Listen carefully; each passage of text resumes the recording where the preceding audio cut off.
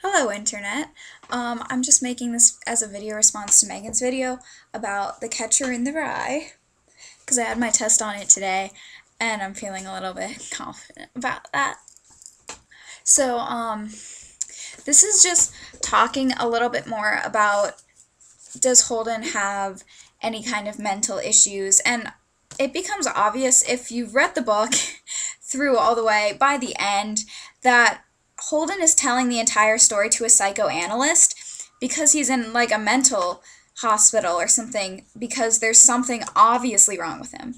And it's your job as the psychoanalyst who is listening to this story to figure out what is wrong with Holden. So starting at the beginning, even Holden does not fit in with other people in his age group. So when he interacts with Ackley, he treats him as a child, but when he interacts with Stradlater, he acts like a child.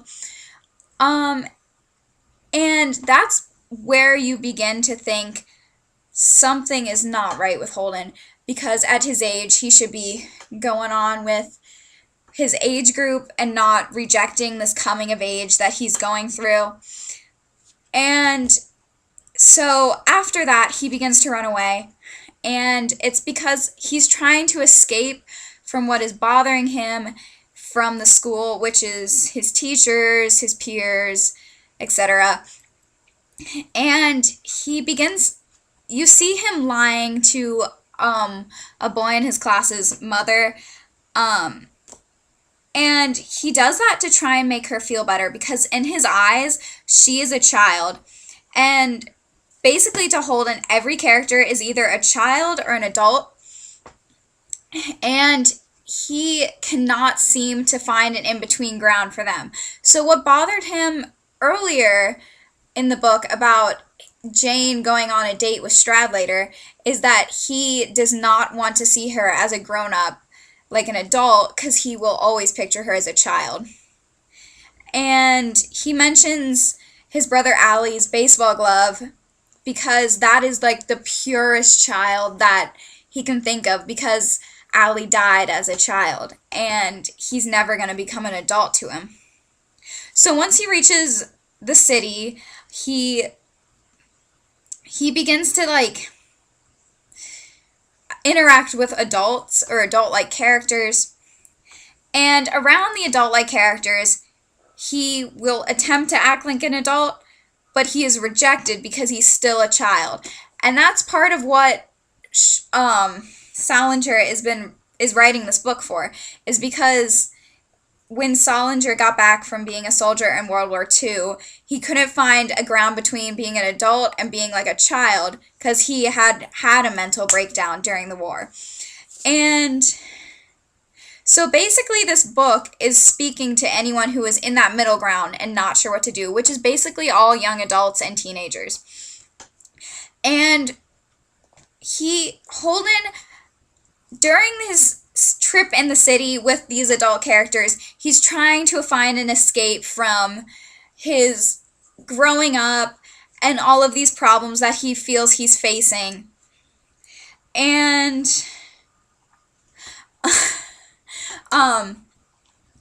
so basically he just continues to trying to escape, but eventually he just can't do it. So he keeps thinking, I'm going to call Jane, I'm going to go to Phoebe, I'm going to find someone from my childhood, because he wants that stability of the childhood, and he wants that to be protected in his mind. So once he goes to Phoebe and to Sally and all those, and he sees that they're becoming adults, even though they're still children somewhat to him, he just can't take it. And after a point, he begins to think about Allie and about, I can't remember his name, James Castle, and how they're dead, and they died more as children than adults because they couldn't, and with James Castle, it was because he couldn't handle the pressure, so he committed suicide. And that's when you begin to think there is something wrong with Holden Caulfield. He is depressed, he can't handle it. And as the book continues on, Holden begins to have more of these thoughts about Allie and about James Castle, and all these other people. So, yeah. Um, so by the end of the book, Holden is, when he's walking down the sidewalk and he keeps thinking, Allie, save me, Allie, catch me, he knows that he's gonna die. If he's calling out to his dead brother. What more hint could you have? And when he goes after Phoebe, he just keeps thinking, if I go, Phoebe's gonna follow me. He knows that if he kills himself, Phoebe's gonna kill herself because she wouldn't handle it. And onto like symbolism in it, his hat is his security blanket, and whenever he turns his hat backwards, he wants to catch himself from falling into this adulthood, because all he wants to do is catch children before they fall into it themselves, which is where the title Catcher in the Rye comes from. Yeah, I'm just kind of mind vomiting all of this information out right now, because yeah, and I hope this really helps. It's not really in any order. Oh, and the ducks. Holden thinks about the ducks in the pond in Central Park a lot, and he wonders where they go when the ice is frozen and when it's partly frozen. And you could argue that this is a symbol for Holden. Where would he go when his life is partway between these two things? And he figures out eventually that he needs to escape. First, the escape is leaving the school, going to New York. Then it's smoking, alcohol, girls, whatever.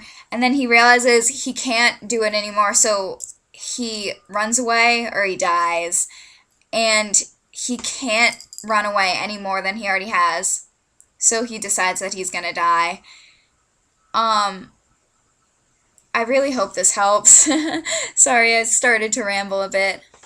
But good luck with Catcher in the Rye. It's a really great book, even though sometimes Holden is a bit frustrating when you don't understand him and shit.